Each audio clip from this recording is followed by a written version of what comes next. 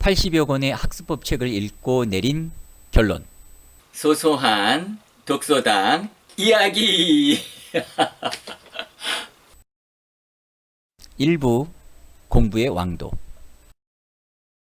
살려주세요. 우린 학습법의 왕도를 찾으려다가 길을 잃었답니다. 수능 만점자에게 따라다니는 질문이 있습니다. 바로 비결을 묻는 거죠. 비결이 뭐예요? 그러면 전 국민을 죽고 싶게 만드는 한마디를 던집니다. 교과서 위주로 공부했는데요. 뜨아! 학생이나 학부모에게 있어 학습법은 보물지도와 같습니다. 많은 사람들이 꿈을 꾸며 찾아 나서지만 역시 보물지도는 현실화될 수 없는 보물지도일 뿐입니다. 결론부터 말씀을 드리면 학습에는 왕도가 없답니다. 이것을 깨닫는 것으로부터 학습법의 왕도가 시작된다는 사실. 와! 각 학습법 책들이 뽐내면서 하는 말이 있습니다. 내가 학습의 왕도로 쏘이다. 진짜로? 진짜로? 학습법 책을 읽었을 때 나타나는 반응은 다 같아요. 아, 그렇구나.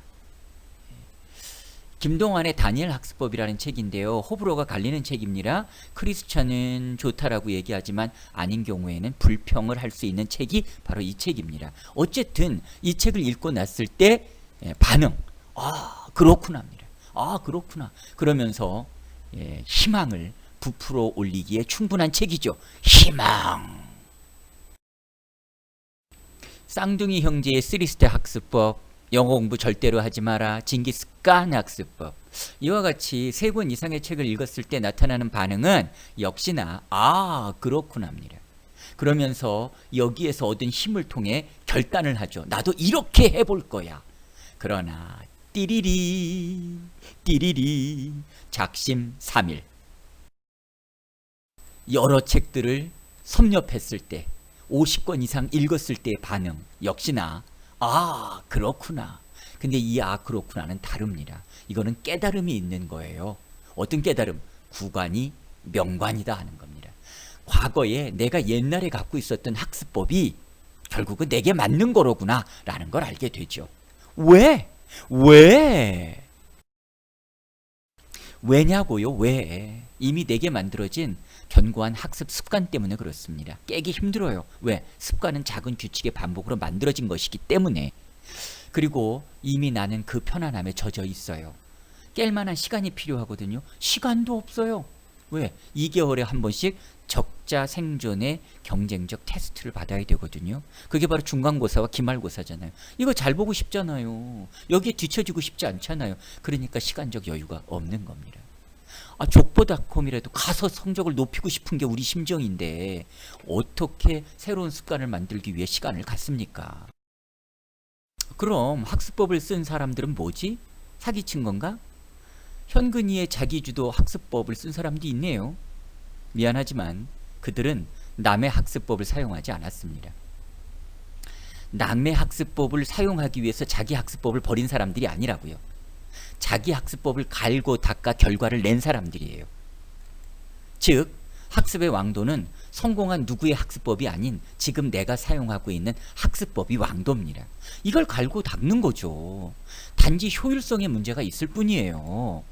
효율성은 열정이지 방법이 아니라고요. 그러므로 이미 습관화된 학습법을 버리려 하지 말고 차라리 보완하는 게 맞습니다. 그 보완을 위해서 다른 사람의 학습법 책들을 읽는다는 것, 이것은 좋은 것입니다. 학생들이 갖고 있는 일반적인 학습 방법, 도대체 어떤 방법이 있고 또 무엇을 보완했을 때 훨씬 더 좋을 수 있는지를 이제부터 살펴보려고 합니다. 그러기 위해서 학생들이 늘 관심 갖고 있는 입시 제도, 학습 방법에 영향을 주는 입시 제도에 대한 이해가 먼저 필요할 것 같아요. 대한민국 학습은요, 예습 위주의 학습이 아닙니다. 뭐요? 복습 위주의 학습이 훨씬 더 효율적이에요. 그래서 여기에 맞춰서 아이들은 학습 방법이 체화된 겁니다. 그 대표적인 것 중에 하나가 가장 많은 학생들이 하는 거죠. 그게 뭐예요? 노트 필기 학습법. 수업 시간에 필기 열심히 합니다. 진짜 피 터지게 해요. 그래서 정리를 잘 해놓죠. 단점은요, 복습을 안 한다는 거예요.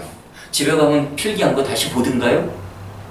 제가 학생들에게 강의할 때 하는 얘기, 차라리 필기하지 마라. 집에 가서 안 볼 거 뭘 하냐? 뭐 수업 시간에 집중해라.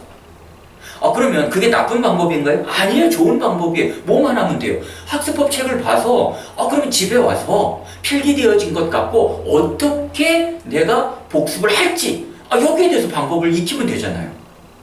자, 두 번째요. 수업 시간에 집중 학습법. 이거 방금 얘기했잖아요. 필기만 하지 말고 차라리 집에서 보지 않을 거 뭐 해라? 집중해라. 수업 시간에 집중해서 완전히 내로타 시키는 거 거의 완전 학습이죠. 문제는 여기도 단점이 있어요. 자, 인간의 두뇌는 한꺼번에 두 가지 하기가 어렵습니다. 습관화되어지지 않는 이상 한 번에 하나예요.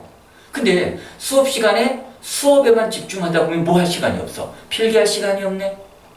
문제는 아무리 완전 학습을 하더라도 집에서 다시금 되새김잡을 해야 오랫동안 기억에 남는데 수업 시간에 듣는 걸로 끝나버리기 때문에 나중에 복습하려고 했을 때 아무것도 없잖아요. 필기를 안 해놨으니까. 이것도 또 문제가 되어지네요. 물론 수업 시간에 완전 학습을 했으니 다 기억된다? 시간이 지나면 기억은 잊어버리도록 되어 있어요. 기억 사라지죠. 그때 답답함을 느낀다는 거예요.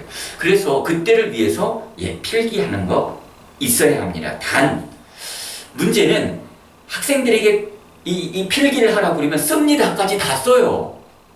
그럴 필요 없는 거죠.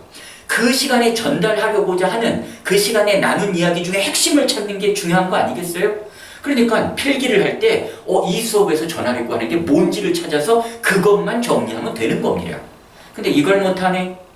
이거는 요약훈련, 핵심 찾는 훈련 이런 것들이 먼저 선행되어야 된다는 거. 그럼 이거 하면 되잖아요. 학습법 책 보면 이런 거 잘 나와 있어요. 자, 또요. 세 번째가요. 수업 후 백지의 수업 내용을 정리해서 쓰는 정리학습법이 있어요. 와, 환상적인 겁니다. 수업을 받았어요.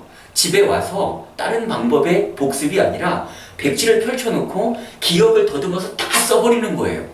자, 쓰다가 보면은 잊혀진 것, 잃어버린 것 때문에 고민을 하거든요. 그러면 다음번 수업 때요, 그런 상황이 또 발생할 걸 알고 미리 중요 어휘는 정리하도록 되어 있어요.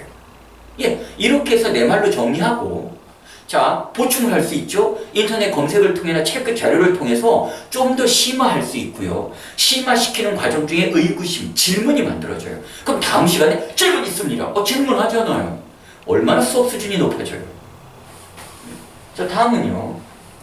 마인드맵 학습법. 제가 가장 권장하고 싶은 학습법이에요. 자, 마인드맵 학습법은요, 사실은 예습을 바탕으로 한 학습에 굉장히 유효함에도 불구하고 대한민국 학습 구조 자체가 복습 위주라고 그랬어요. 그럼 복습 차원에서 얘기하겠습니다. 수업 시간에 수업한 내용을 집에 와서 마인드맵으로 정리합니다. 마인드맵을 정리한다는 얘기는 한 단원 또는 그날 배운 것을 페이퍼 한 장 속에 집어넣는다는 거예요. 누구식으로 바꿔서? 내식으로 바꿔서. 마인드맵 하는 방법을 모른다고요? 이거 그냥 학습법 책 보면 다 나와 있어요. 필요한 건 찾아봐야죠. 자, 그렇게 정리하다 보면 여기서도 역시나 의구심이 만들어져요. 다음 시간에 질문할 수 있어요. 근데 사실은 예습학습에서 제가 권장하고 싶다고 얘기했잖아요. 그래서 예습을 할 때 사실은 예습하는 단원을 페이퍼 한 장에 담아서 학교에 수업 시간에 펼쳐놓고 수업하라고 권장을 합니다.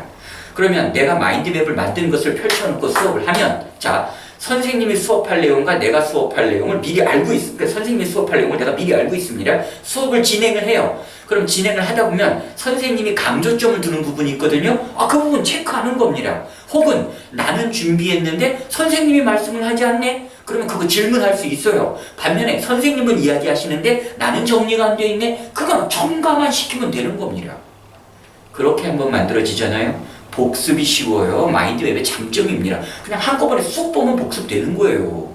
만드는 과정이 힘든 거지. 그래서 저는 마인드맵을 권장합니다.